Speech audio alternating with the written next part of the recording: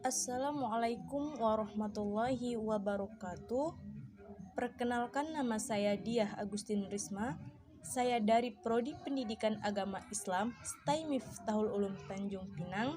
Sekarang saya duduk di semester 4. Baiklah, pada kali ini saya akan sedikit mengulas pembahasan tentang hikmah ibadah haji, zakat, dan wakaf dalam kehidupan. Nah, untuk pembahasan yang pertama yaitu tentang haji. Haji, kata haji secara bahasa berasal dari bahasa Arab yang artinya menyengaja atau menuju. Adapun secara istilah, haji adalah sengaja mengunjungi Ka'bah dengan niat beribadah pada waktu tertentu dengan syarat-syarat dan dengan cara-cara tertentu pula. Kemudian hukum haji. Haji merupakan hukum Islam yang merupakan rukun Islam yang kelima.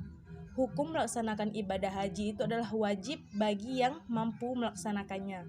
Sebagaimana dijelaskan dalam Al-Quran surah Ali Imran ayat 97. Allah Subhanahu wa Ta'ala berfirman yang artinya, mengerjakan haji itu adalah kewajiban manusia terhadap Allah, yaitu bagi orang yang sanggup mengadakan perjalanan ke Baitullah. Barang siapa yang mengingkari kewajiban haji, maka sesungguhnya Allah Maha Kaya tidak memerlukan sesuatu dari semesta alam. Kemudian ada syarat haji. Syarat haji ialah perbuatan-perbuatan yang harus dipenuhi sebelum ibadah haji itu dilaksanakan. Apabila syarat-syaratnya itu tidak terpenuhi, gugurlah kewajiban haji seseorang. Adapun syarat-syarat haji, yang pertama itu ada Islam, yang kedua ada berakal, artinya tidak gila, yang ketiga baligh, yang keempat ada muhrimnya bagi wanita, dan yang terakhir mampu dalam segala hal. Selanjutnya ada rukun haji.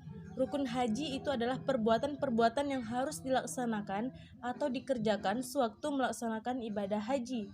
Maka apabila ditinggalkan, ibadah hajinya itu tidak sah. Adapun rukun haji adalah sebagai berikut. Yang pertama ada ihram. Ihram itu adalah berniat mengerjakan ibadah haji atau umroh yang ditandai dengan mengenakan pakaian ihram yang berwarna putih dan membaca lafaz labbaikallahumma hajjan bagi yang akan melaksanakan ibadah haji, dan membaca lafaz labbaikallahumma umrotan bagi yang berniat umroh. Nah, di situ ada dua perbedaan dalam penyebutan lafaz haji dan umroh. Kemudian yang kedua ada wukuf. Wukuf yaitu hadir di Padang Arafah pada tanggal 9 Zulhijjah dari tergelincirnya matahari hingga terbenam. Wukuf adalah bentuk pengasingan diri yang merupakan gambaran bagaimana kelak manusia dikumpulkan di padang mahsyar. Kemudian yang ketiga ada tawaf. Tawaf itu adalah berputar mengelilingi Ka'bah dan dilakukan secara berlawanan dengan arah jarum jam, dengan posisi Ka'bah itu di sebelah kiri badan. Tawaf itu dimulai dari Hajar Aswad dan diakhiri di Hajar Aswad pula. Itu dilakukan sebanyak 7 kali putaran. Kemudian yang keempat ada sa'i. Sa'i itu adalah berlari-lari kecil antara Bukit Sofa dan Bukit Marwah. Itu sebanyak 7 kali juga, yang dimulai dari Bukit Sofa dan berakhir di Bukit Marwah. Sa'i itu dilakukan setelah pelaksanaan ibadah tawaf. Kemudian yang kelima ada tahallul. Tahallul itu adalah mencukur atau memotong rambut kepala sebagian atau seluruhnya minimal 3 helai rambut. Ingat, hanya sebagian atau seluruhnya itu minimal 3 helai rambut. Tahallul itu dilakukan setelah melontar jumrah Aqabah pada tanggal 10 Zulhijjah yang disebut dengan tahallul awal. Kemudian yang keenam tertib. Tertib yaitu maksudnya berurutan pelaksanaannya mulai dari ihram hingga tahallul. Kemudian jenis haji. Jika kita lihat dari segi pelaksanaannya, ibadah haji itu terbagi ke dalam 3 jenis. Yang pertama ada haji tamattu. Haji tamattu yaitu melaksanakan umroh terlebih dahulu, kemudian menggunakan pakaian ihram lagi untuk melaksanakan manasik haji. Itu yang dikatakan dengan haji tamattu. Yang kedua ada haji ifrad. Haji ifrad adalah berihram dan berniat dari miqat hanya untuk haji. Dengan kata lain, mengerjakan haji terlebih dahulu, kemudian mengerjakan umrah. Nah, di situ ada dua perbedaan. Ada perbedaan antara haji tamattu dan haji ifrad. Di mana haji tamattu itu dia itu melaksanakan umrah terlebih dahulu, baru melaksanakan manasik haji. Berbeda dengan haji ifrad, yaitu dia melaksanakan haji terlebih dahulu, setelah itu baru mengerjakan umrah. Yang ketiga itu ada haji qiran. Haji qiran adalah melaksanakan haji dan umroh dengan 1 kali ihram. Artinya apabila seseorang apabila seorang jamaah haji memilih jenis haji ini, maka jamaah tersebut berihram dari miqat untuk haji dan umrah secara bersamaan. Adapun keutamaan haji, yang pertama itu haji itu merupakan amal paling utama. Yang kedua, haji itu merupakan jihad. Yang ketiga, haji itu menghapus dosa yang telah lalu.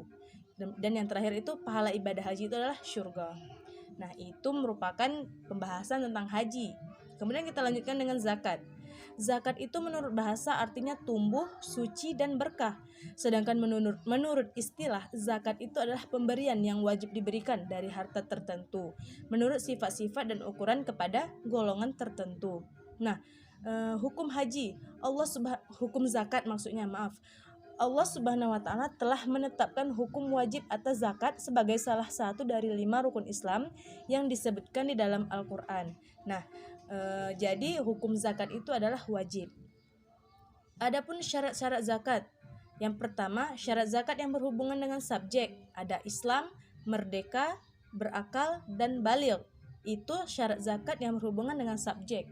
Ada juga syarat zakat yang berhubungan dengan objek, yaitu terdiri dari milik penuh, berkembang, mencapai nisab, lebih dari kebutuhan pokok, bebas dari hutang, dan berlaku setahun.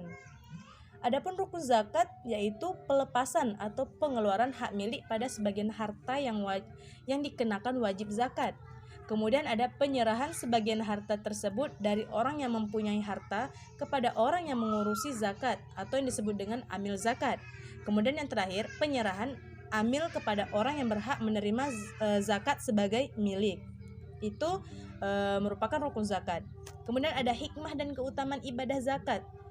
Yang pertama, menyucikan jiwa orang yang berharta, kemudian membantu orang yang kekurangan, dan yang terakhir mendapatkan kebahagiaan dunia dan akhirat.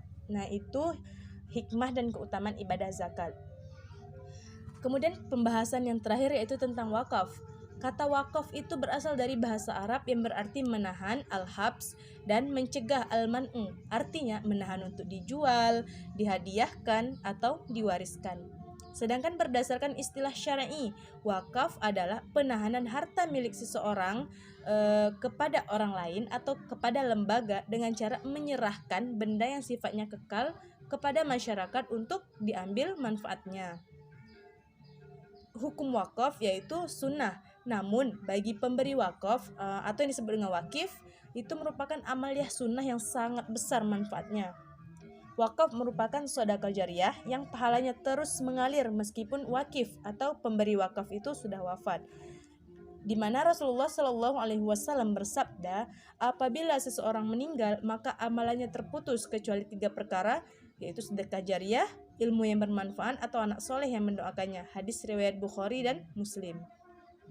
Adapun rukun wakaf yaitu orang yang berwakaf atau al-wakif, benda yang diwakafkan atau al-mauquf. Kemudian orang yang menerima manfaat wakaf itu disebut dengan al-mauquf alaihi. Kemudian dan yang terakhir ada lafaz atau ikrar wakaf. Adapun hikmah dan keutamaan wakaf yaitu menghilangkan sifat kikir dan tamak dalam diri manusia, kemudian mendapatkan pahala yang terus mengalir, dan yang terakhir bermanfaat bagi banyak orang. Nah, itu sedikit pembahasan tentang hikmah ibadah haji, zakat, dan wakaf dalam kehidupan. Sekian pembahasan dari saya akhiri dengan billahi taufiq wal hidayah. Wassalamualaikum warahmatullahi wabarakatuh.